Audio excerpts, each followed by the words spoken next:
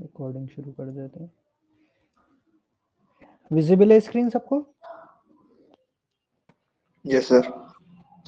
Okay ठीक, तो आज का हमारा टॉपिक है अर्थमेटिक का लास्ट टॉपिक है चैप्टर 10 टाइम एंड वर्क।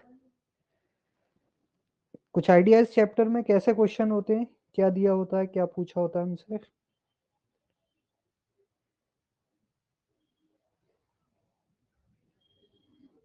किसी को आइडिया है इस चैप्टर के बारे में? सर आपने बीच में एक दो मतलब क्वेश्चन करवाए थे कि सर 10 days में 10 वर्कर्स कितना काम कर रहे हैं तो एक दिन में कितना करेंगे। किस टॉपिक में पढ़ा था हमने ये? डायरेक्ट एंड इनवर्स वेरिएशन में। Yes sir. ठीक, तो उसका भी यूज होगा इसमें। तो देखो उसमें क्या होता है, बेसिकली कुछ वर्क आपको दिया होता है। वर्क कुछ भी हो सकता है, हम वर्क में कोई भी टाइप ले सकते हैं। कि मान लो बात हो रही कि पेज टाइप करने हैं, मान लो क्वेश्चन में दे रखा है पेजेस टाइप करने हैं, या फिर वॉल बनानी है, वॉल को बिल्ड करना है, या फिर कोई टैंक है उसे पाइप फिल कर रहा है। तो ये सब किसके एग्जाम्पल है? वर्क के। तो वर्क किसी भी फॉर्म में हो सकता है। तो हम इसमें क्या करेंगे, जो पहला कॉन्सेप्ट आपको समझना है, आज बेसिक कॉन्सेप्ट समझेंगे, उस पर कुछ क्वेश्चंस। कि वर्क को हम क्या ले लेंगे? 1 यूनिट। यानी मान लो कि 300 पेज टाइप होने हैं, तो 300 पेजेस को हम क्या मान लेंगे? 1 यूनिट। 1 unit of work. ठीक है, कोई वॉल है उसकी मान लो लेंथ ब्रेथ दे रखी है, तो हम उसको कंप्लीट मान लेंगे 1 यूनिट ऑफ वर्क। तो सबसे पहला जो भी क्वेश्चन में वर्क दे रखा होगा उसे हम क्या मान लेते हैं? 1 यूनिट। जैसे पूरा टैंक फिल होना है मान लो, तो पूरा टैंक फिल होने को हम मान लेते हैं 1 यूनिट। ठीक, तो पहली चीज क्या करनी होगी आपको, वर्क को क्या समझना होगा कि पूरा जो वर्क है वो क्या है? 1 यूनिट है, 1 के हिसाब से। तो हाफ ऑफ वर्क कितना हो जाएगा? अगर कभी भी हाफ ऑफ वर्क की बात आएगी तो half of work will be equal to, अगर टोटल वर्क 1 यूनिट है तो हाफ ऑफ वर्क कितना हो जाएगा? 1/2 यूनिट। 1/2 है। है ना, तो हम 1/2 लिख लेंगे। तो 1/2 को हम क्या लिख सकते हैं परसेंटेज में? 50%। ठीक, तो हम ये फिर से परसेंटेज ऑफ फ्रैक्शन को इसमें भी चैप्टर में भी यूज करेंगे। तो वर्क अपने आप में क्या है? 1 यूनिट टोटल वर्क, या फिर 100% ऑफ वर्क है। हाफ वर्क हो जाएगा 1/2 या 50%। क्वार्टर वर्क हो जाएगा 1/4 यानी कि 25%। ठीक, वही सारे रिलेशन कि 1/5 है वर्क है तो कितना हो जाएगा? 20%। 1/7 है तो कितना हो जाएगा वर्क? कितने परसेंट? 1/7 कितने परसेंटेज है?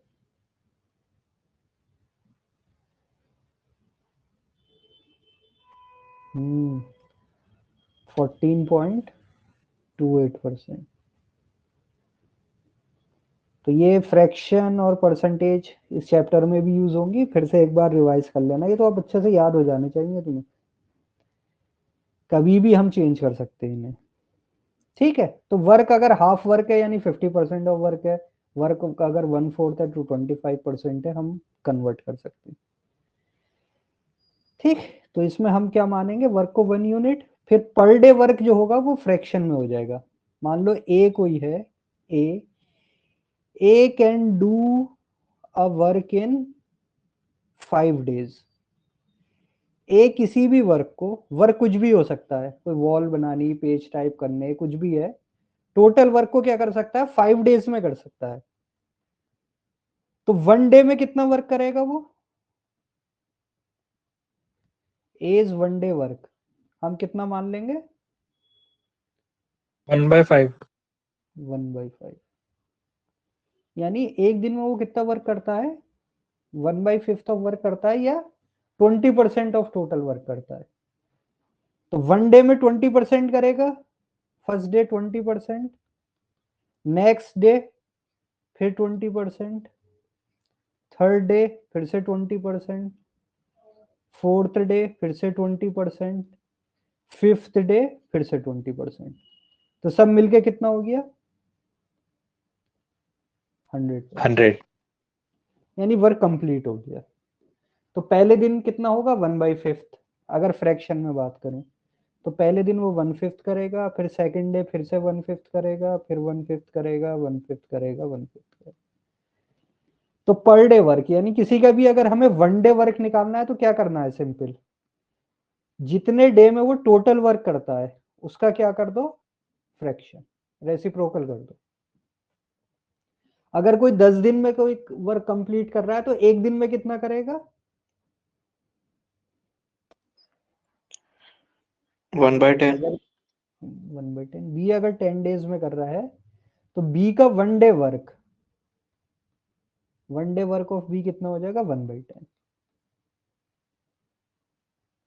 यानी कि 10%। तो एक दिन में 10%, दूसरे दिन 10 10 10, ऐसे मिलके 10 दिन में कितना हो जाएगा 100%। ठीक, ये तो समझ में आ रहा है, कर सकते हैं आराम से ऐसे, कोई प्रॉब्लम नहीं इसमें।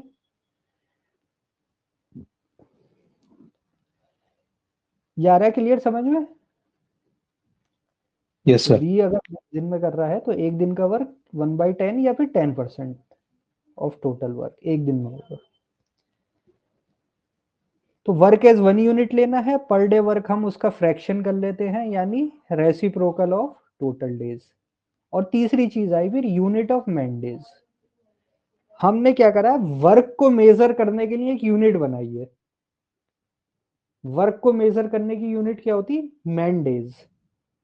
मतलब कि मान लो कोई वर्क है, वर्क 1, इसको 10 मैन्स 20 डेज में करते हैं।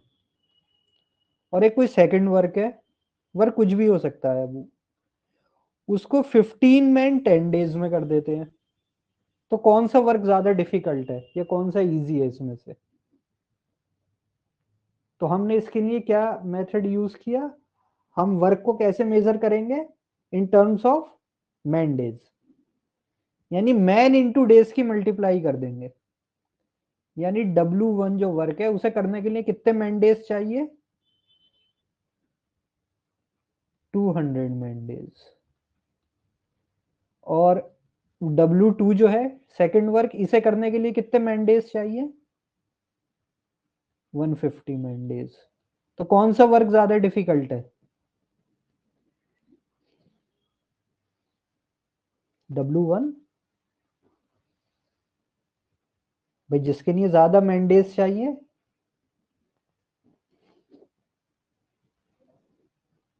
मैन डेज समझ में आ रहा है, क्या क्या मेजर कर रहे हैं मैन डेज से,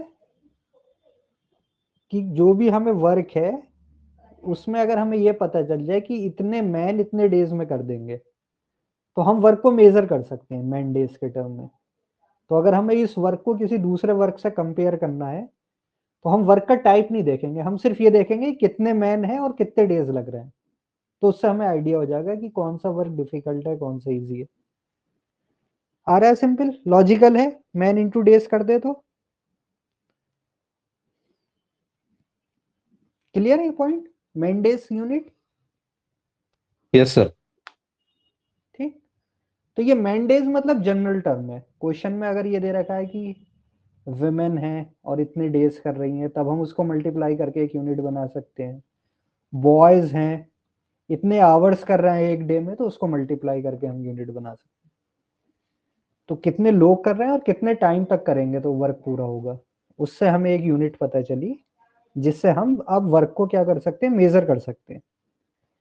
क्लियर ये तीनों पॉइंट। वर्क एज 1 यूनिट मानेंगे, पर डे वर्क निकालने के लिए जितना टोटल डेज लगते हैं उसका रेसिप्रोकल कर दो, और वर्क को मेजर करने के लिए यूनिट मैन डेज। तीनों पॉइंट क्लियर है, सबको क्लियर है, कोई क्वेश्चन तो नहीं इस पे। ठीक, सेकंड आते हैं हम, time and work is direct and inverse proportion. अब दूसरा कॉन्सेप्ट जो हमें समझना है इस चैप्टर में वो ये है कि टाइम एंड वर्क क्या है, आपस में डायरेक्ट और इनवर्स प्रोपोर्शन से हम इसे रिलेट कर सकते हैं। जैसे कि मान लो अगर हमारे पास क्या दे रखा है, मैन और डेज की बात हो रही, और वर्क क्या है, वर्क कांस्टेंट है। ये ध्यान रखना किस चीज को मैं कांस्टेंट कर रहा हूँ। वर्क अगर कांस्टेंट है यानी काम जो है वो सेम है, तो अगर मैं मेंस को बढ़ा दूं तो नंबर ऑफ डेज रिक्वायर्ड क्या हो जाएंगे? सर कम हो जाएंगे। कम हो जाएंगे। मैं मान लो 10 आदमी अगर 20 दिन में कर रहे हैं, तो अगर मैं 20 आदमी बढ़ा दूं तो अब डेज कम हो जाएंगे, लॉजिकली उतने नहीं लगेंगे। और अगर कम कर दूं मेंस, आदमी कम हो जाए काम करने वाले, तो डेज क्या हो जाएंगे, ज्यादा चाहिए होंगे फिर। अगर वर्क कांस्टेंट है, दोनों सिचुएशन में क्या है, वर्क कांस्टेंट, यानी एम और डी आपस में कैसी रिलेशन में है?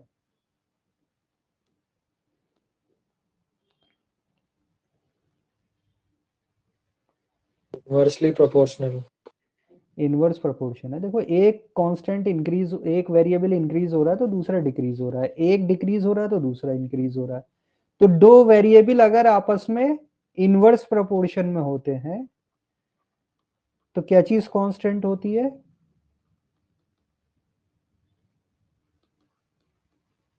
दोनों का inverse product. Product, very good. अगर कोई भी दो वेरिएबल होते हैं तो उनकी मल्टीप्लाई क्या होती है, कांस्टेंट, वेरी गुड। तो मैन इनटू डेज यानी कांस्टेंट के बराबर होंगे। ठीक, तो ये हमें एक चीज पता चली कि मैन और डेज क्या है। अगर सिर्फ मैन और डेज है और वर्क कांस्टेंट है तो इनकी मल्टीप्लाई सेम होगी। ठीक, ऐसी मैन और आवर्स में अगर रिलेट करने की कोशिश करें तो मैन एंड आवर्स भी वही होंगे, इनवर्स प्रोपोर्शन, यानी m इंटू एच भी क्या आएगा, कांस्टेंट। आवर्स मतलब यहाँ एच से मैं शो कर रहा हूँ पर डे कितना काम करते हैं। तो अगर वर्क कांस्टेंट है तो अगर तुम मैन्स पढ़ाते चले जाओ तो उनको पर डे कम आवर्स काम करना पड़ेगा, मेंस कम कर दोगे तो पर डे उन्हें फिर ज्यादा काम करना पड़ेगा। ठीक, अच्छा मैन और वर्क में क्या रिलेशन होगी?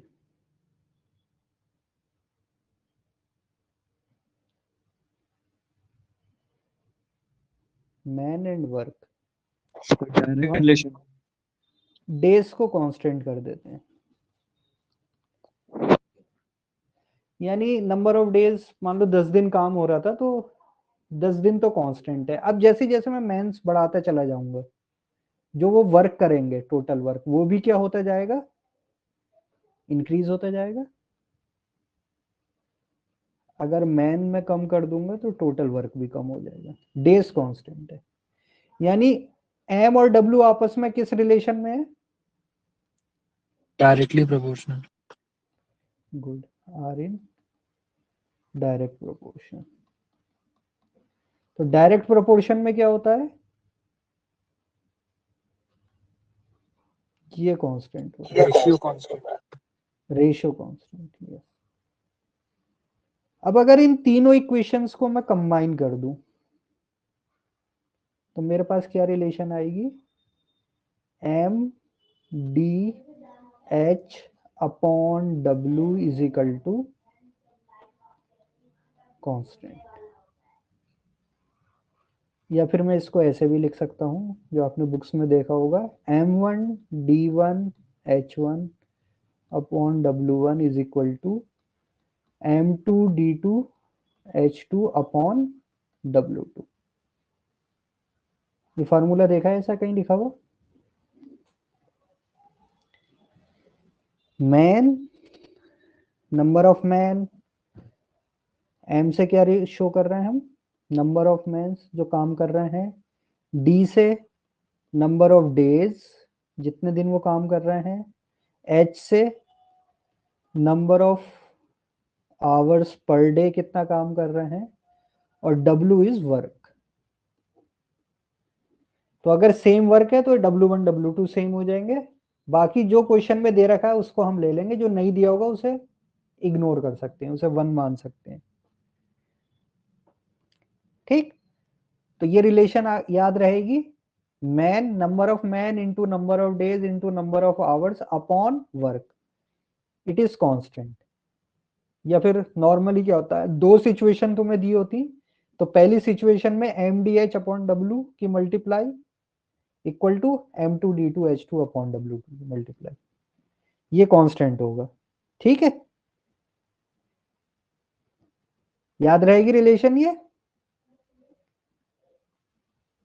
टाइम एंड वर्क के लिए ये फार्मूला हमारा यूज होगा, man days hours upon work. अब देखो इस पे जैसे क्वेश्चन है, क्वेश्चन से आप समझते चले जाओगे एकदम।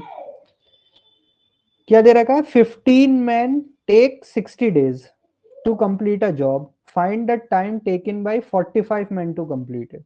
बताओ क्या होगा। दो सिचुएशन है, अगर 15 मैन काम कर रहे हैं तो कितने डेज लग रहे हैं, 60। तो उसी काम को 45 मैन कितने दिन में कर देंगे।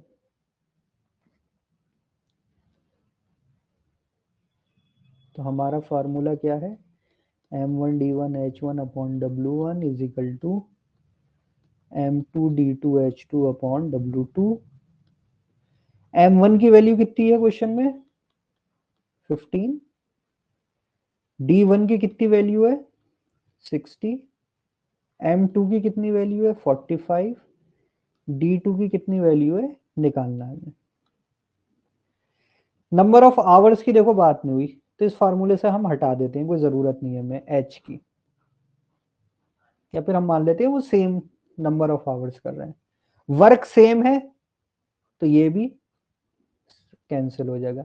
यानी सिर्फ हमारे पास क्या बचा, m1d1 is equal to m2d2, यानी कि 15 into 60 is equal to 45 into d2। तो d2 की कितनी आ गई वैल्यू,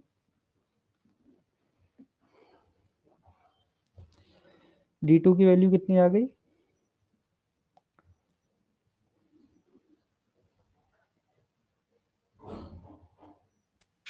20 डेज। यानी किसी काम को 15 आदमी अगर 60 डेज में करते हैं, तो उसी काम को 45 आदमी कितने दिन में कर देंगे, 20 डेज में। ठीक, इसको हम ऐसे भी समझ सकते थे कि वर्क कांस्टेंट है, तो m और d, m and d are in, work constant होता है तो m और d आर इन कौन से प्रोपोर्शन में होते हैं, इनवर्स। यानी m1 बाई m2 का रेशियो कितना हो रहा है, देखो 15 से 45, यानी कि 1:3। तो नंबर ऑफ डेज का रेशियो क्या होगा, 3:1। इनवर्स प्रोपोर्शन है तो 3:1 होगा। तो अगर पहले 60 डेज लग रहे थे, तो अब कितने डेज लग रहे होंगे, 20। भाई मैन 3 टाइम्स इंक्रीज हो गए, मैन से हम 3 टाइम इंक्रीज कर रहे हैं, तो इनवर्स में क्या होता है, डेज को किससे मल्टीप्लाई करना पड़ेगा, 1/3 से। तो 60 इंटू 1/3, यानी आंसर क्या हो जाता, 20। क्लियर है, दोनों कॉन्सेप्ट सीधे फार्मूले से भी और प्रोपोर्शन मान के भी हमने कर लिया। चलो अब नेक्स्ट ये क्वेश्चन खुद से करके बताओ क्या है, 18 men take 20 days to complete a job working 12 hours a day, find the number of days. निकालना क्या है, number of days 15 men will take to complete if they work 9 hours a day। तो एक ही फार्मूला है, फिर से लिख लेते हैं उसे, m1d1h1 upon w1 is equal to m2d2h2 upon w2। जो जो वैल्यूज दे रखी उसे रख दो, वर्क सेम है, देखो सेम वर्क है, तो ये कैंसिल हो जाएंगे। बताओ क्या आ रहा है वैल्यू,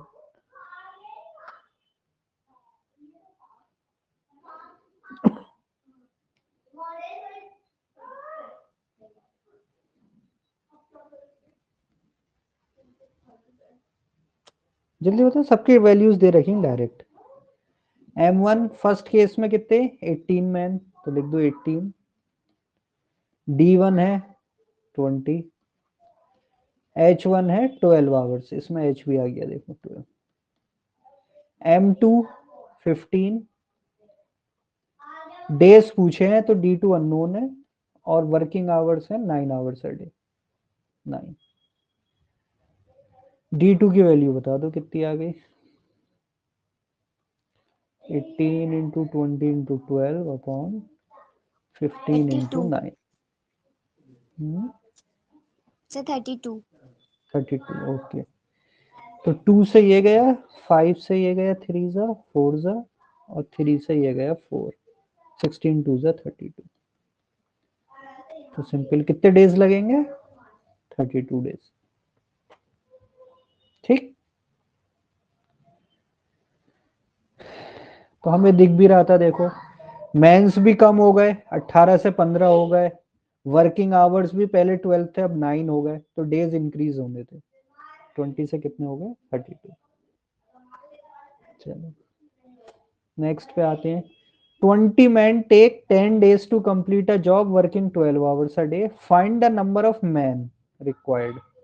Number of men पूछा है to complete a job twice as large. यहाँ थोड़ा कैच करने वाली चीज है, twice as large in 30 days working 8 hours a day. Formula हमारा वही है, M1 D1 H1 upon W1 is equal to M2 D2 H2 upon W2। M1 की वैल्यू 20, D1 की वैल्यू 10, और working hours 12 is equal to, second case में M2 तो निकालना है हमें, days are 30, hours are 8, upon work में क्या रिलेशन है, क्या लिखूं मैं बताओ वर्क में, इस बार वर्क कैसा है, twice as large, 2 times. Good, तो अगर मैं इसको W लिख लेता हूं तो ये वैल्यू कितनी होगी सेकंड केस में, 2W।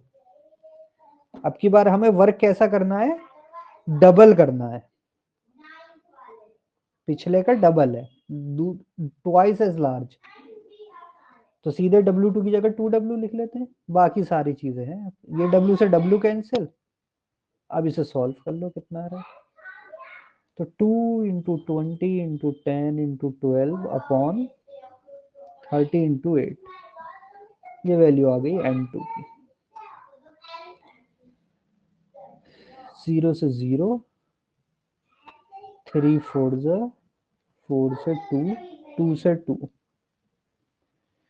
तो M2 की वैल्यू कितनी आ गई 20, यानी कितने मैन रिक्वायर्ड होंगे 20 मैन। क्लियर है, सीधे एक ही फार्मूले में रख के करते जा रहे हैं, पहले M और D था, फिर H भी आया, और अब की बार W भी चेंज था, तो क्वेश्चन के हिसाब से हमने चेंज कर लिया। चलो नेक्स्ट पे आ जाते हैं। A contractor decided to complete a job in 30 days for which he employed 20 men in the beginning. तो कॉन्ट्रैक्टर ने क्या करा, कितने लोग लिए शुरू में 20 लिए, और टारगेट उसने कितने दिन का सेट किया 30 डेज का। But after 10 days he realized that the job could not be completed in time. लेकिन 10 दिन बाद उसे अंदाजा हो गया कि जॉब जो है वो टाइम पे कंप्लीट नहीं होगा, तो hence he employed 15 more men. तो उसने क्या करा, 15 और मैन को इंक्लूड कर लिया, and completed the job on time, और जॉब टाइम पे कंप्लीट कर दिया, यानी 30 दिन का टारगेट लिया था तो 30 ही दिन में कर दिया। तो पूछ क्या रहा है, find the number of extra days, find the number of extra days it would have taken to complete the job if the additional man were not employed. अगर उसने ये जो 15 एक्स्ट्रा मैन नहीं लिए होते तो फिर कितने दिन में काम पूरा होता। पहले तो क्वेश्चन पढ़ लो आराम से, क्वेश्चन क्लियर है, पहले तो ये देख लो, कोई पॉइंट अगर नहीं समझ में आया तो बताओ। Contractor decided to complete a job in 30 days for which he employed 20 men in the beginning. ठीक,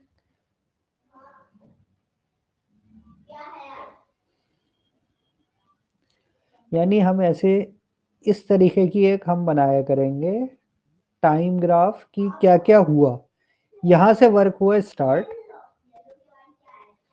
जब वर्क स्टार्ट हुआ तो कितने लोग थे उसके पास, कितने लोग काम कर रहे थे, 20 मैन, 20 मैन वर्क कर रहे थे।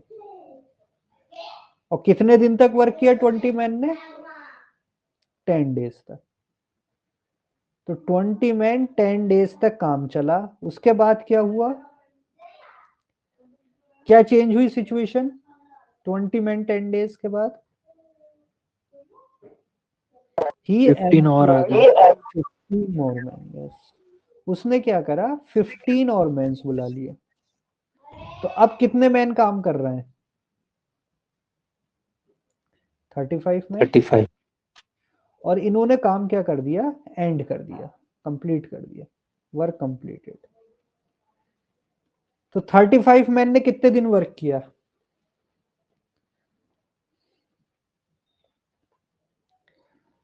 20 days। 20 डेज। देखो ये 20 डेज तो मैं क्वेश्चन में रीड करके निकालना था, कहीं दे नहीं रखा था डायरेक्ट कि 20 डेज किया। उसने कहा कि he employed 15 more man and completed the job on time. यानी 30 दिन का जो उसने शुरू में टारगेट लिया था 30 ही दिन में कर दिया। तो 10 दिन क्या करा, 20 लोगों ने काम किया, और फिर 20 दिन 35 लोगों ने काम किया। तो अब ये बताओ कि कितने दिन एक्स्ट्रा लगते अगर ये इन 15 मैन को नहीं बुलाता, यानी 20 मैन ही काम करते। तो देखो इसको हम वर्क को कैसे मेजर करेंगे, हमने पढ़ा था वर्क किसमें मेजर होता है, वर्क की यूनिट मैन डेज। तो ये जो टोटल वर्क हुआ इसमें कितने मैन डेज लगे ये निकालो। 20 मैन ने काम किया 10 दिन, तो कितने मैन डेज हो गए, 20 इंटू 10 प्लस 35 मैन ने 20 डेज काम किया, तो टोटल मैन डेज कितने आ गए हमारे पास, 200 प्लस 700। यानी ये जब टोटल वर्क होना था ये होना था 900 मैन डेज में। और उसके पास कितने मैन थे, 20। तो अगर सिर्फ 20 करते तो कितने डेज लग जाते, 20 man takes how many days. तो कैसे निकालेंगे हम, वर्क को हमने कर लिया कन्वर्ट मैन डेज में, यानी 900 मैन डेज का ये काम था। तो वर्क इज 900 मैन डेज और इसको डिवाइड कर देते हैं नंबर ऑफ मैन से 20 से। तो कितने डेज आए हमारे पास, 45। यानी 20 मैन अगर काम करते तो कितने दिन में कंप्लीट होता वर्क, 45 डेज में।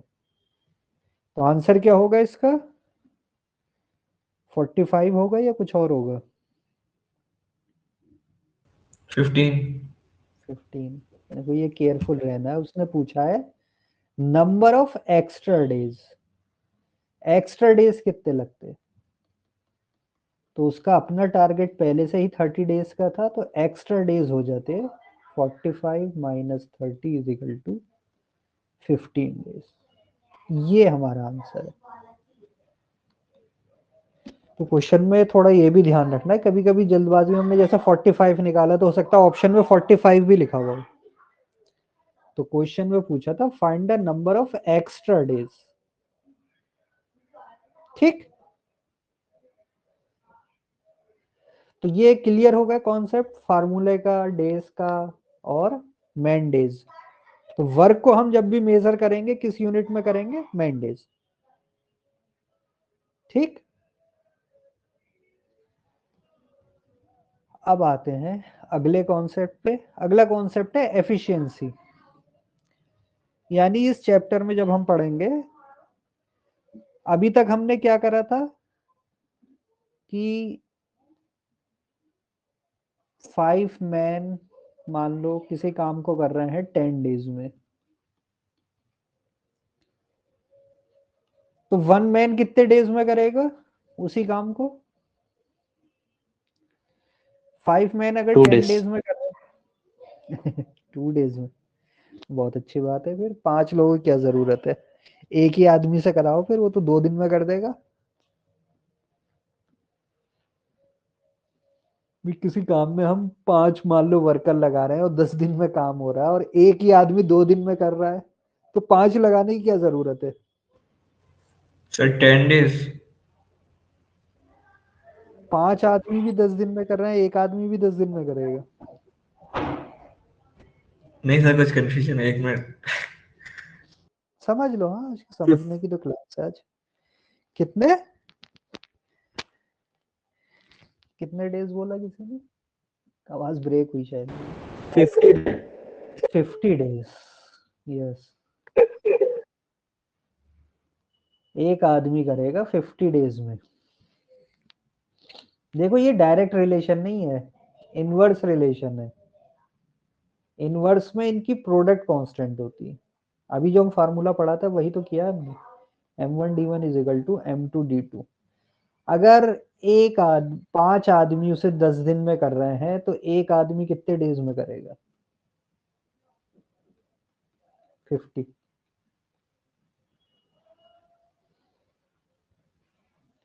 ये इनवर्स रिलेशन है,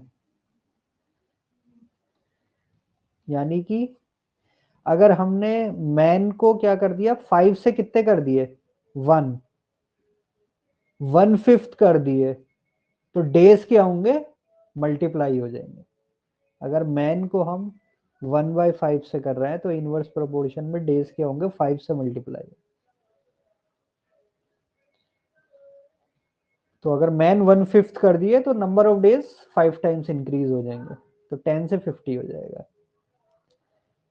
ठीक, ये याद रख लो कॉन्सेप्ट। कई जगह ये गड़बड़ कर देता है, जल्दी में हम आंसर ऐसे टिक कर देंगे, तो एकदम थोड़ा लॉजिकली याद रखोगे तो गड़बड़ नहीं होगी कि भाई 5 मैन 10 दिन, तो 1 मैन 2 डे। नहीं हो सकता, तो एक ही आदमी ज्यादा सही था जो 2 दिन में कर रहा है। या फिर 5 मैन जैसे 10 डेज बोला, तो 1 मैन भी 10 डे नहीं होगा। ये थोड़ी सी अंडरस्टैंडिंग ना लॉजिक की, मैथ्स के साथ रखोगे तो तुम्हें बहुत हेल्प मिलती है। छोटी छोटी चीज होती है, लेकिन कैलकुलेशन में तुम्हें कहीं भी गलत करने से रोक लेगा वो। अब हमने एफिशिएंसी का कॉन्सेप्ट आएगा। अभी तक एफिशिएंसी नहीं पढ़ा था। हमने ये कहा था कि 5 मैन 10 डेज में कर रहे हैं, यानी पांचों मैन को हमने क्या माना था, इक्वली एफिशिएंट। हम ये कह रहे थे 5 के पांचों जो लोग हैं वो सेम एफिशिएंसी से वर्क करते हैं, यानी इक्वली एफिशिएंट है, यानी सेम एफिशिएंसी है। तो सेम एफिशिएंसी का मतलब होता है, एफिशिएंसी को हम कैसे मेजर करते हैं कि किसी भी काम करने को कितने दिन लेता है वो। जो सेम वर्क को 10 दिन में कर सकता है और एक 5 डेज में कर सकता है, तो कौन ज्यादा एफिशिएंट है? सेम वर्क है 5 दिन में, ए उसे 10 डेज में कर लेता है और बी उसे 5 डेज में कर लेता है। तो क्या दोनों सेम एफिशिएंट है? No no sir. Days days देख के समझ में आ रहा है। तो कौन ज्यादा एफिशिएंट है? बी। बी, यानी जिसके डेज कम है वो ज्यादा एफिशिएंट है। यानी हम क्या लिख सकते हैं, एफिशिएंसी ऑफ ए का रेशो ले सकते हैं एफिशिएंसी ऑफ बी का equal to number of days के साथ कैसा बनेगा एफिशिएंसी का रिलेशन, उल्टा।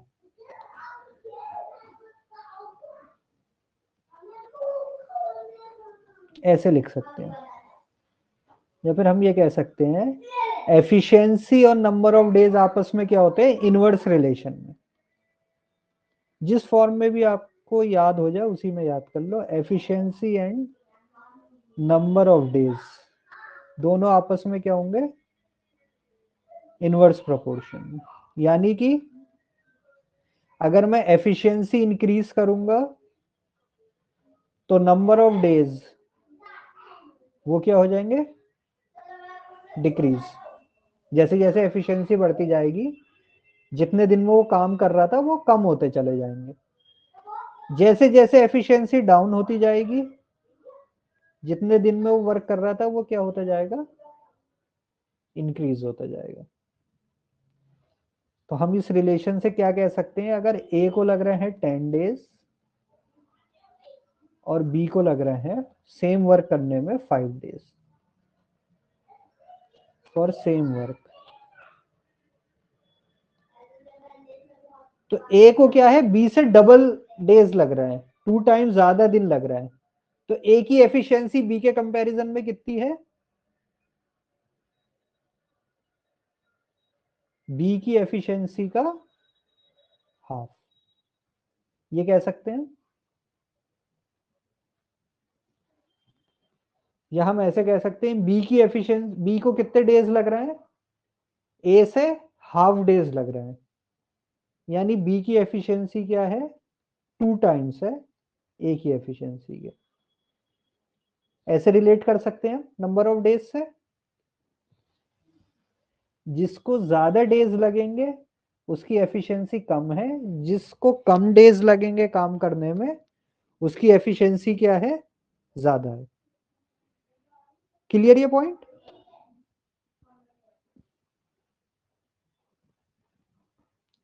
क्लियर हो गया? ये एफिशिएंसी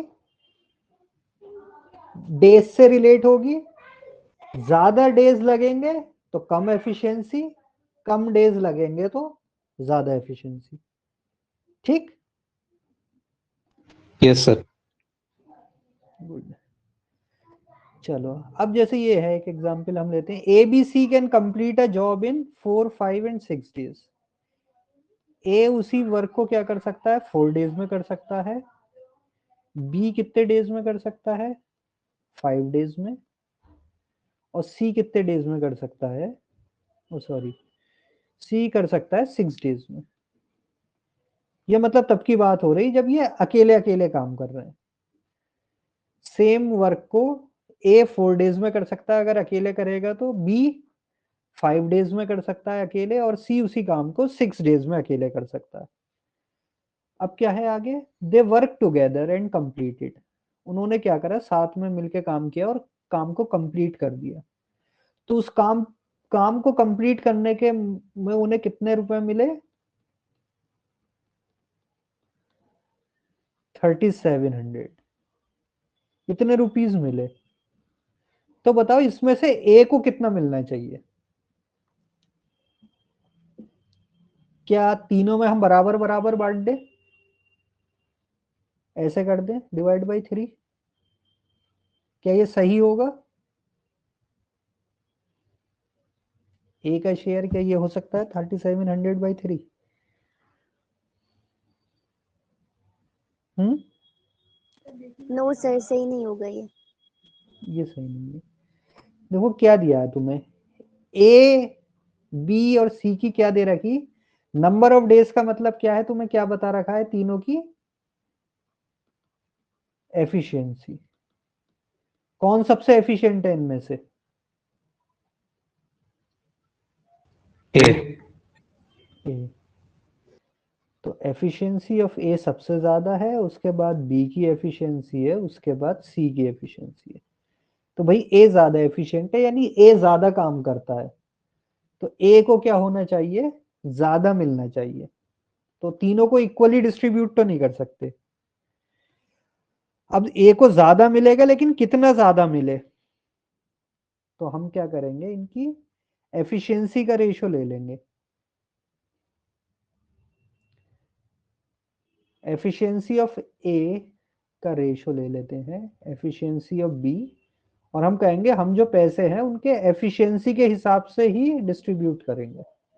तो एफिशिएंसी ऑफ ए कितनी हो जाती है, अगर ये 4 डेज में कर रहा है तो उसका 1 डे वर्क कितना हो गया, 1/4। बी का 1 डे वर्क 1/5। सी का 1 डे वर्क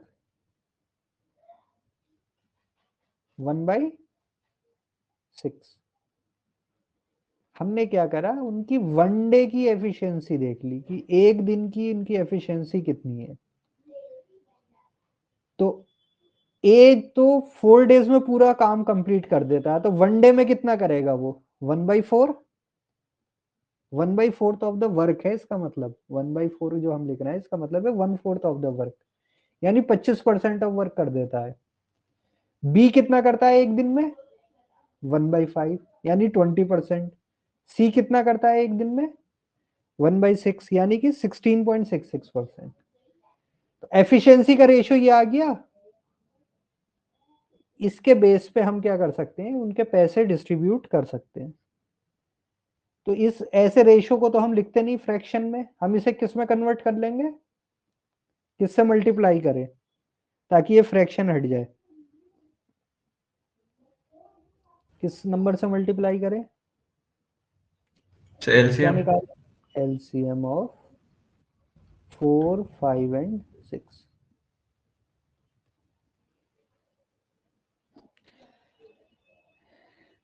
कितना आ गया 4, 5, 6 का एलसीएम, 4, 6, 24, 12 और 5 60। तो क्या करो, सबको 60 से मल्टीप्लाई कर दो। रेशियो में हमने पढ़ा था कि सेम नंबर से मल्टीप्लाई करने से रेशियो चेंज नहीं होता है। तो ये क्या रेशियो आ गया 15:12:10, यानी तीनों की एफिशिएंसी का रेशियो क्या आ गया,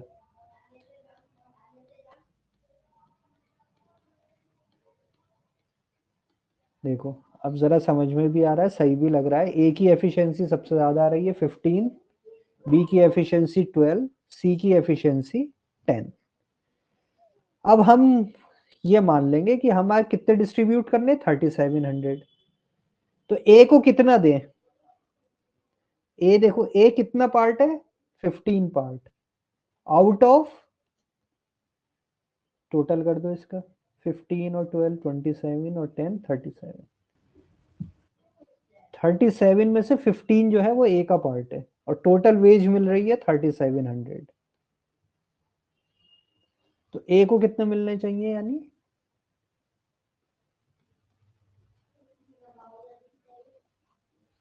1500 रुपीज मिलने चाहिए ए को।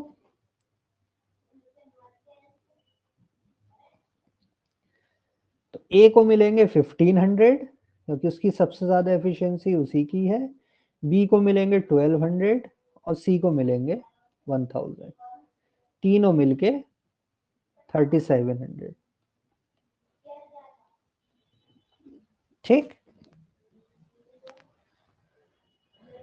तो इस तरीके की अगर सिचुएशन दी होगी तो हम क्या करेंगे, एफिशिएंसी को रिलेट कर लेंगे। तो एफिशिएंसी के लिए हम 1 डे वर्क निकाल लेते हैं, 1 डे वर्क से हमें पता चल जाता है एक दिन में ए कितना कर रहा है, बी कितना कर रहा है, सी कितना कर रहा है, और फिर हम निकाल सकते हैं। ठीक है,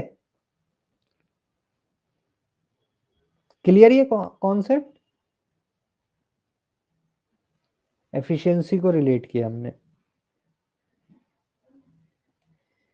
चलो नेक्स्ट क्या दे रखा है, 6 men and 8 women can do a work in 10 days. In how many days 3 men plus 4 women can do the same work working together?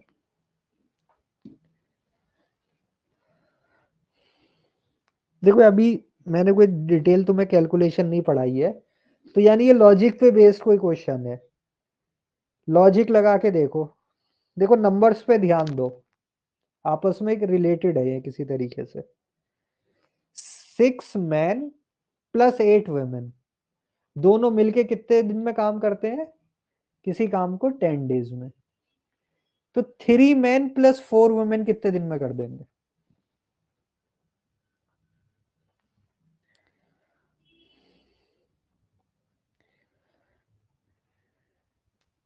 सिर्फ 5 डेज में? 5 डेज। और कोई बताओ आंसर।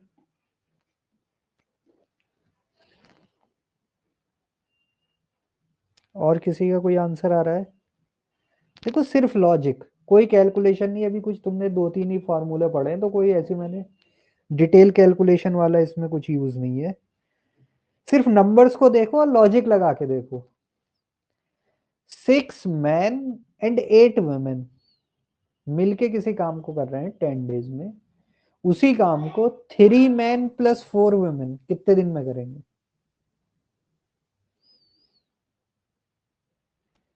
Yes sir 5 days। 5। सबका 5 ही आ रहा है। देखो अभी भी वहीं फंसे हुए हो। आएगा।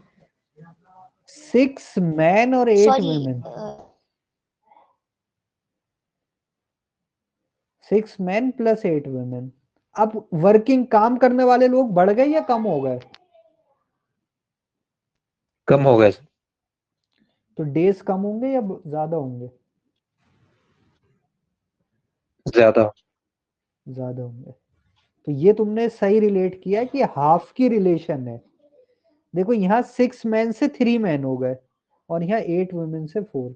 ये दोनों मिलके जो काम कर रहे थे, 3 मैन प्लस 4 वुमेन क्या करेंगे? हाफ हो गई। वर्किंग कैपेसिटी जो होती है वो कितनी हो गई? हाफ। तो नंबर ऑफ डेज क्या हो जाएंगे? डबल। क्योंकि वर्किंग चाहे मैन वुमेन हो या मिलके कर रहा हो, जो भी वर्किंग होते हैं वो क्या होते हैं? डेज के इनवर्स रिलेशन में होते हैं। अगर वर्किंग हमारी जो कैपेसिटी है वो हाफ हो गई तो नंबर ऑफ डेज क्या हो जाएंगे? डबल। यानी आंसर विल बी 20 डेज।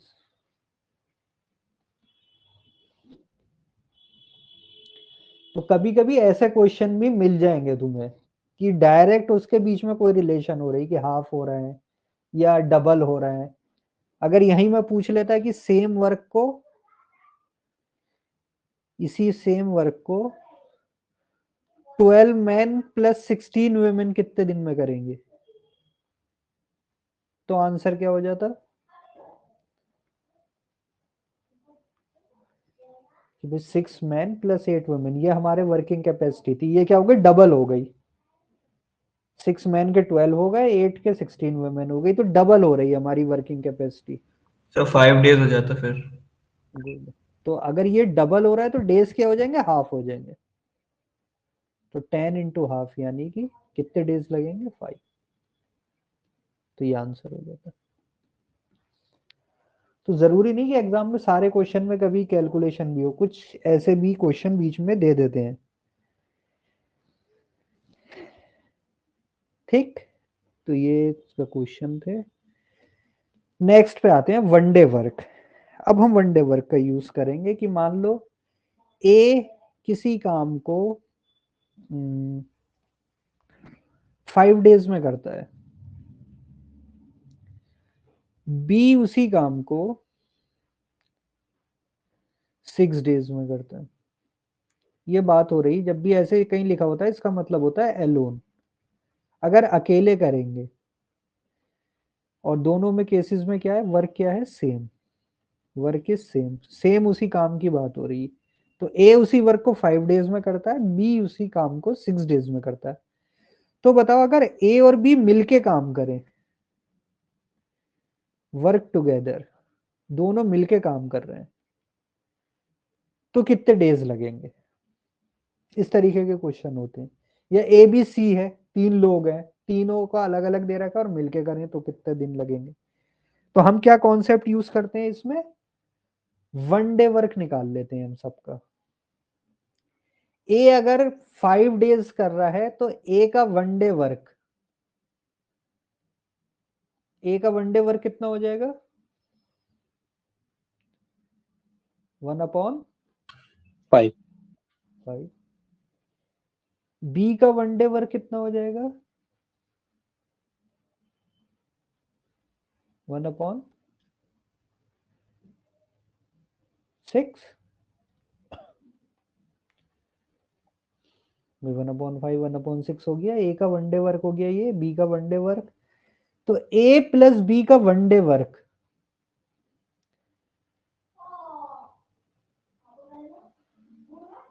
कितना हो जाएगा? भाई ए जितना काम कर रहा है एक दिन में प्लस बी जितना काम कर रहा है, ये हो जाएगा।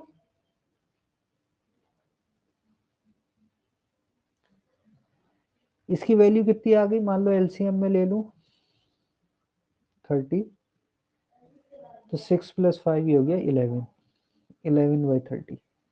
यानी दोनों मिलके वर्क का कितना पोर्शन पूरा कर देते हैं, 11/30।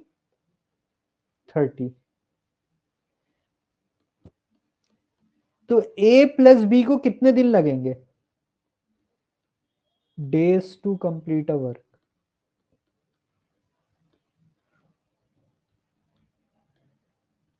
आंसर हो जाएगा 30/11 डेज।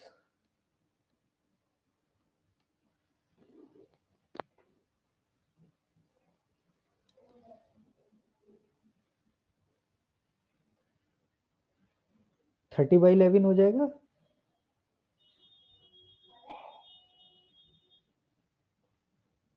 फिर से देखो, देख लो हमने क्या करा।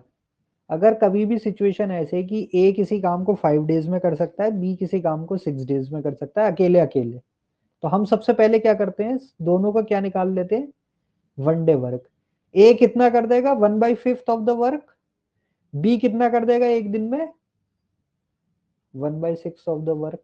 दोनों मिलके एक दिन में कितना वर्क कर देंगे, तो दोनों का वर्क ऐड हो जाएगा। ये आ रहा है यहां तक। अब ए और बी को कितने दिन लगेंगे वर्क कंप्लीट होने में, तो इसका रेसिप्रोकल हो जाएगा आंसर।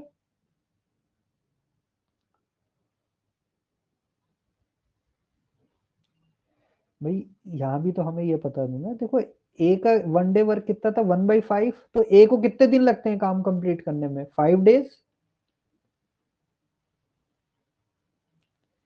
बी 1/6, तो बी को कितने डेज लगते हैं काम कंप्लीट करने में, 6 डेज। तो ये 11/30 का मतलब मैं ऐसे लिख सकता हूँ, 1/30/11। ए और बी मिलके इतना वर्क कर रहे हैं, तो इनको कितने डेज लगेंगे, 30/11 डेज। ये हुआ क्लियर, क्या कॉन्सेप्ट लगाया हमने। जब भी ऐसी सिचुएशन होती है, ए बी सी 3 काम कर रहे हैं, तो हम क्या करते हैं, सबका पहले 1 डे का वर्क निकाल लेते हैं, 1 डे के वर्क को ऐड कर लेते हैं, ऐड या सब्ट्रैक्ट जैसा भी क्वेश्चन में होगा, और उसके बाद क्या करते हैं, सीधे ऐड करके जो वैल्यू आई उसका रेसिप्रोकल ले लो, तो नंबर ऑफ डेज आ जाएंगे। क्लियर ये।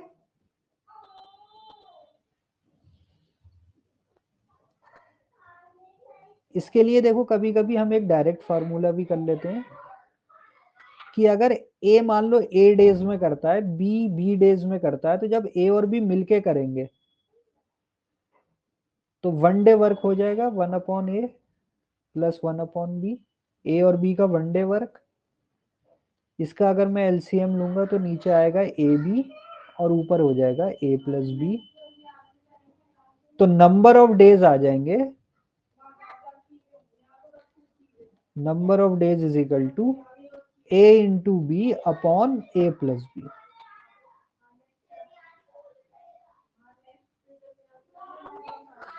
जैसे देखो यहां पर ए के 5 डेज थे, बी के 6 डेज थे, तो हम डायरेक्ट नंबर ऑफ डेज लिख सकते थे 6 × 5 अपॉन 6 + 5, यानी 30/11।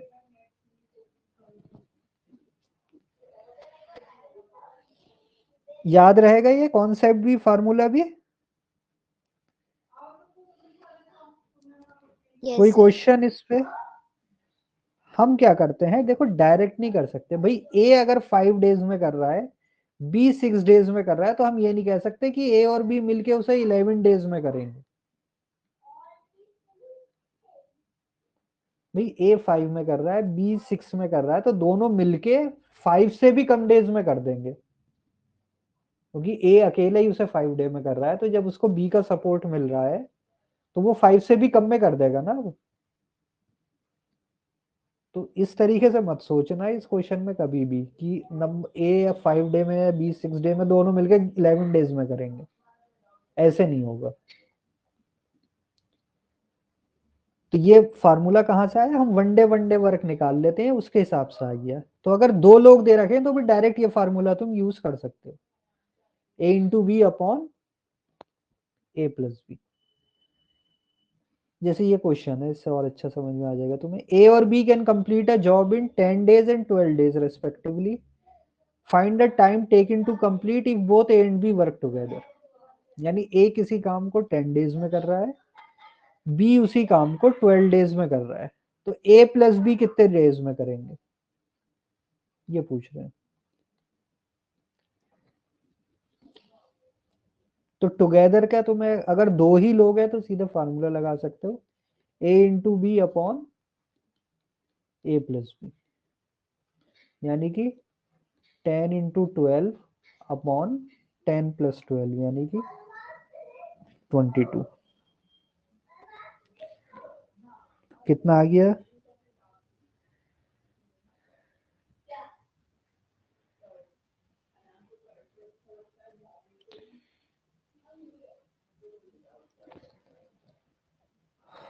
टू से 11 6, कितने डेज आ गए, 60/11 डेज।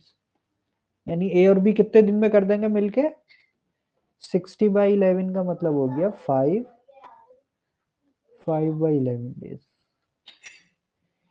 यानी 5 और 6 डे के बीच में किसी टाइम में ये कंप्लीट हो जाएगा काम, ए और बी मिलके इतने डेज में कर देंगे। तो देखो यहाँ में लग भी रहा है, एक 10 दिन में कर रहा था, एक 12 दिन में, तो दोनों जब मिलके करेंगे तो 10 से भी कम डेज आएंगे आंसर। इसी को हम फार्मूले से अगर नहीं है तो कॉन्सेप्ट से कैसे समझ सकते हैं कि भाई ए का 1 डे वर्क, ए क्या कर रहा है 10 दिन में कर रहा है, तो एक दिन में कितना वर्क करेगा वो 1/10। बी 1 डे में कितना वर्क करेगा 1/12। ए प्लस बी का 1 डे वर्क 1/10 प्लस 1/12। यानी मैं देखो अभी सॉल्व या कुछ नहीं कर रहा, मैं सीधे इसको इसी फॉर्म में लिख रहा हूं। ये आ गया 22/this। इतना वर्क कंप्लीट हो जाएगा, ए और बी मिलके इतने वर्क कर देंगे। तो ए और बी को कितने डेज लगेंगे, इसका रेसिप्रोकल 10 इंटू 12/22। तो देखो यही फार्मूला आ गया सीधे।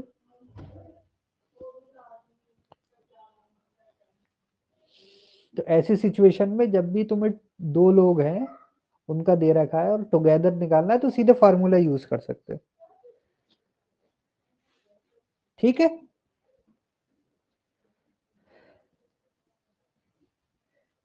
अब क्या है, A and B can complete a job in 10-12 days. अब हमें दे रखा है ए प्लस बी दोनों मिलके कितने डेज में करते हैं 12 डेज में। A alone can complete in 24 days. A सिर्फ कितने डेज में करता है उसी काम को 24। तो बताओ बी अकेला कितने दिन में करेगा।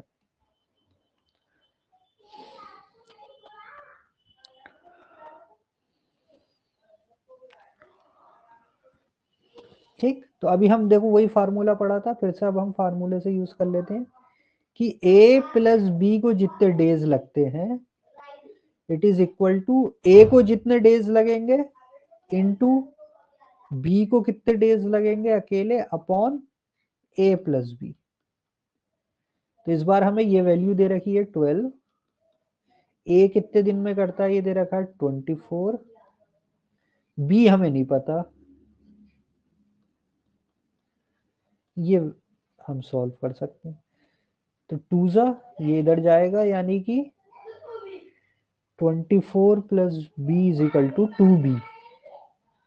तो b इज इक्वल टू कितना आ गया 24 डेज। ठीक, ये हमने फार्मूले से कर लिया, वरना एक दिन के हिसाब से हम करते हैं कि भाई ए का 1 day work one day work हो गया 1/24। बी का वन डे वर्क मान लेते हैं 1/b कि बी डेज में करता है। और ए प्लस बी का वन डे वर्क कितना हो जाएगा? ए और बी कितने दिन में कंप्लीट कर रहे हैं जॉब को? 12 डेज में। तो एक दिन में कितना वर्क करेंगे ये? 1/12। 1/12 यानी हम लिख सकते हैं 1/12 is equal to 1/24 plus 1/b। A और बी का मिलके वन डे का वर्क इक्वल टू 1/12 होना चाहिए। तो इस इक्वेशन को सॉल्व कर लो, तब भी बी क्या आ जाएगा? 24 डेज।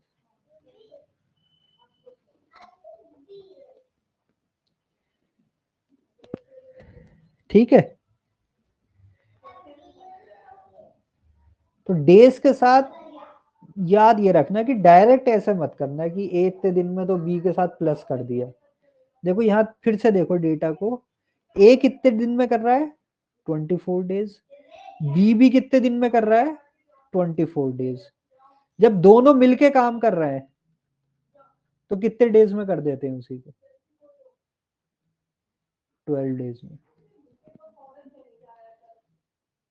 देखो आप इस तरीके से सोचो कि ए किसी काम को मान लो 2 दिन में करता है, या ए किसी काम को एक दिन में कर देता है, बी भी किसी काम को एक दिन में कर देता है। अगर ए और बी मिलके करेंगे तो कितने दिन में कर देंगे उस काम को?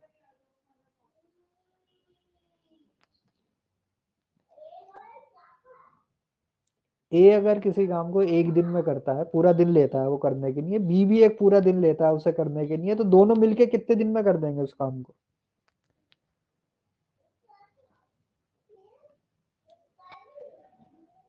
क्या होगा आंसर?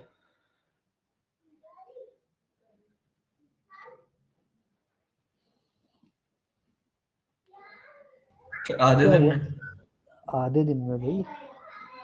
तो कभी भी ऐसे ऐड मत कर देना कि ए एक दिन में कर रहा है, बी एक दिन में कर रहा है, तो ए और बी मिलके 2 दिन में करेंगे। ये ध्यान रखना, ये हो जाती है गलती इस चैप्टर में। तो यहाँ देखो उसी लॉजिक पे ये था कि ए अगर 24 दिन में कर रहा है और बी भी 24 दिन में कर रहा है, तो दोनों मिलके कितने दिन में कर रहे हैं? 12 दिन में। ठीक।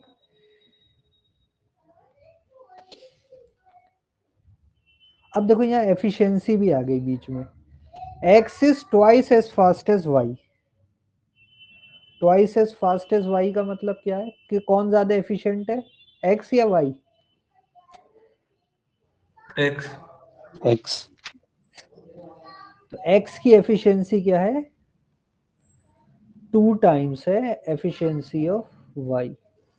तो नंबर ऑफ डेज जो एक्स लेगा वो वाई के रेस्पेक्ट में कितने होंगे?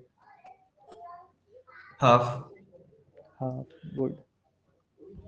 यानी वाई जो नंबर ऑफ डेज लेगा वो क्या होंगे? डबल होंगे number of days of x. तो एक्चुअल में हमें ये दे रखा है। तो ट्वाइस एज फास्ट का मतलब हमारी समझ में ये आया और इससे हमने ये रिलेशन बना ली।